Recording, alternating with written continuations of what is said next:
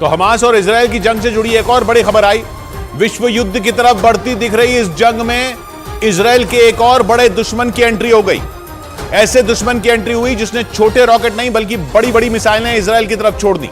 Houthi भी एक चरमपंथी संगठन है जो इजराइल को घेरने के लिए बस मौके की ताक में था और इसीलिए पिछले 2 हफ्तों से हमास के लड़ाकों से जंग लड़ रहे इजराइल की मुसीबत बढ़ गई, क्योंकि जंग के मैदान में इजराइल के खिलाफ ट्रिपल एच ने मोर्चा संभाल लिया। इसमें पहले एच का मतलब हमास, दूसरे का हिजबुल्ला और तीसरे एच का मतलब हूथी है। और ये तीनों चरमपंथी संगठन फिलिस्तीन के समर्थन में इजराइल के सामने न सिर्फ मजबूती से खड़े हैं बल्कि इस वक्त उसके लिए सबसे बड़ा खतरा बन चुके हैं। मतलब इजराइल के सामने ट्रिपल एच यानी हमास, हिजबुल्ला और हूथी से निपटने की सबसे बड़ी चुनौती है, क्योंकि इजराइल पर हमास के लड़ाके पहले से ही कैर बनकर टूट रहे हैं और ऊपर से लेबनान का चरमपंथी संगठन हिजबुल्ला भी जंग में कूद चुका है और वो लगातार हमास के साथ मिलकर इजराइल के शहरों और सैन्य चौकियों को निशाना बना रहा है। लेकिन इजराइल की मुसीबत तब और बढ़ गई जब यमन के हूथी विद्रोहियों ने उस पर मिसाइलों से हमले शुरू कर दिए और माना जा रहा है कि इसी वजह से बेंजामिन नेतन्याहू को ये डर सताने लगा कि अगर ये ट्रिपल एच एक साथ आ गए तो फिर इजराइल के सामने बड़ा संकट खड़ा हो सकता है और ऐसा हुआ तो फिर इजराइल के वजूद पर ही खतरा मंडरा सकता है, जिससे निपटने में इजराइल को अपनी पूरी ताकत झोंकनी पड़ सकती है। लेकिन इजराइल के लिए यह इतना आसान भी नहीं है, क्योंकि ट्रिपल एच में शामिल चरमपंथी संगठन हमास, हिजबुल्ला और हूथी के पीछे ईरान पूरी ताकत के साथ खड़ा है, जो इजराइल का जानी दुश्मन है। हालांकि ईरान इजराइल के खिलाफ जंग में नहीं उतरा है, लेकिन वो ट्रिपल एच यानी हमास, हिजबुल्ला और हूथी के दम पर इजराइल को चुनौती देने में जुटा है। दावा किया जाता है कि इन 3 चरमपंथी संगठनों को पालने पोसने वाला कोई और नहीं बल्कि ईरान ही है। और आरोप है कि ईरान न सिर्फ इन्हें फंड देता है बल्कि अपने घातक हथियारों से इन्हें बेहद ताकतवर बना चुका है, जो किसी भी देश की सेना को चुनौती दे सकते हैं। मतलब ईरान के इशारे पर ट्रिपल एच किसी भी देश पर हमला कर वहां जलजला ला सकते हैं। इसलिए ये माना जा रहा है कि इजराइल के खिलाफ ट्रिपल एच को लामबंद करने के पीछे ईरान का ही दिमाग है, क्योंकि ईरान का मकसद इजराइल के वजूद को मिटा देना है और ये तीनों चरमपंथी संगठन इजराइल को अपना दुश्मन मानने के साथ उसे जड़ से उखाड़ फेंकना चाहते हैं। और इसीलिए हमास और हिजबुल्ला के बाद यमन के हूथी विद्रोहियों ने भी इजराइल के खिलाफ मोर्चा संभाल लिया। यमन से हूथी विद्रोहियों ने लंबी दूरी की 3 मिसाइलों से इजराइल पर हमला किया और अमेरिका के रक्षा मंत्रालय पेंटागन के मुताबिक हूथी विद्रोहियों की तरफ से दागी गई उन मिसाइलों को अमेरिकी वॉरशिप ने हवा में ही ढेर कर दिया।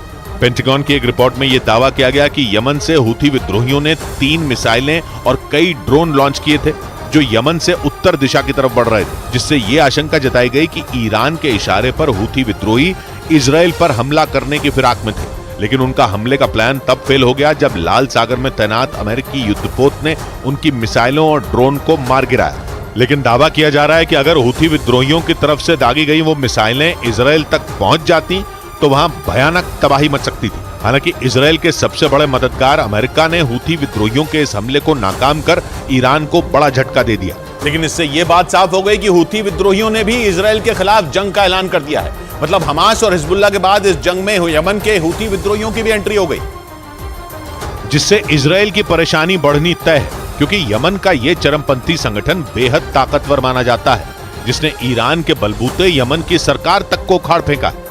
आरोप है कि ईरान के उकसावे पर उसके लड़ाके लगातार सऊदी अरब को भी निशाना बनाते हैं। लेकिन पश्चिमी मीडिया का दावा है कि ईरान के इशारे पर इस शिया चरमपंथी संगठन ने इजराइल के खिलाफ जंग का ऐलान कर दिया।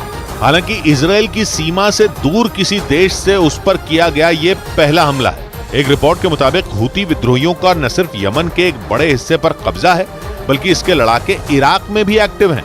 कुछ रोज पहले ही हूथी विद्रोहियों ने धमकी दी थी कि अगर अमेरिका हमास और इजराइल के बीच छिड़ी जंग में कूदा तो वो भी चुप नहीं बैठेंगे। हालांकि अमेरिका खुलकर जंग में नहीं उतरा है, लेकिन वो लगातार हथियारों से इजराइल की मदद कर रहा है और दावा किया जा रहा है कि इसी वजह से हूथी विद्रोहियों ने इजराइल के खिलाफ मोर्चा संभाल लिया। लेकिन इजराइल के लिए सिर्फ हूथी विद्रोही बड़ा सिरदर्द नहीं है, बल्कि उसके लिए हूथी से भी बड़ी चुनौती ट्रिपल एच में शामिल लेबनान का चरमपंथी संगठन हिजबुल्ला है, जो लेबनान से इजराइल के लिए मुसीबत बढ़ा रहा है। हिजबुल्ला लेबनान में बैठकर इजराइल की सीमा को पिछले कई दिनों से दहला रहा है। वो वहां इजराइल की सीमा वाले इलाकों पर रॉकेट और बमों की बारिश कर रहा है। लेबनान की सीमा से किए गए हमले के कुछ वीडियो सामने आए जिनमें हिजबुल्ला के लड़ाके इजराइल की सैन्य चौकियों पर रॉकेट से हमले करते दिखे। वहां से आए एक वीडियो में एक रॉकेट तेजी से इजराइल के सैन्य ठिकानों पर फटता नजर आया। इसी तरह हिजबुल्लाह के लड़ाकों ने इजरायली सेना पर एक के बाद एक कई रॉकेट दागे, जिससे वहां हड़कंप मच गया। हालांकि बाद में इजरायल की सेना ने भी लेबनान की सीमा में मौजूद हिजबुल्लाह के ठिकानों पर आसमान से ताबड़तोड़ बम गिराए, जिसमें उसके कई ठिकाने ध्वस्त हो गए। यही नहीं, इजरायल ने हिजबुल्लाह के 3 लड़ाकों को भी ढेर करने का दावा किया और माना जा रहा है कि आने वाले वक्त में हिजबुल्लाह इजरायल पर पूरी ताकत के साथ हमला करेगा। न्यूज एजेंसी रॉयटर्स के मुताबिक इसीलिए हिजबुल्लाह से निपटने के लिए इजरायल ने वहां बड़ी संख्या में सैनिक तैनात कर दिए, ताकि किसी भी सूरत में ट्रिपल एच में शामिल हिजबुल्लाह को रोका जा सके। लेकिन हिजबुल्लाह को रोकना इजरायल के लिए किसी चुनौती से कम नहीं है, क्योंकि इस चरमपंथी संगठन के पास लाखों की संख्या में रॉकेट और मिसाइलें मौजूद हैं। उनमें कई मिसाइलें लंबी दूरी की भी हैं, जो इजरायल के किसी भी हिस्से को निशाना बना सकती हैं। इसके अलावा हिजबुल्लाह के पास 1 लाख से ज्यादा लड़ाके हैं, जो किसी भी देश पर कहर ढा सकते हैं। असल में हिजबुल्लाह एक शिया चरमपंथी संगठन है, जो इजरायल के पड़ोसी देश लेबनान, सीरिया और जॉर्डन में एक्टिव है और 1982 में ईरान की मदद से ही लेबनान में इसकी स्थापना हुई थी। इसका मकसद ईरान की इस्लामी क्रांति को दूसरे देशों में फैलाने के साथ साथ इजरायल को दुनिया से मिटाना था। आरोप है कि इसीलिए ईरान से हिजबुल्लाह को मिलिट्री ट्रेनिंग से लेकर हथियार और फंड मिलता रहा, जिससे हिजबुल्लाह दुनिया का सबसे ताकतवर चरमपंथी संगठन बन गया।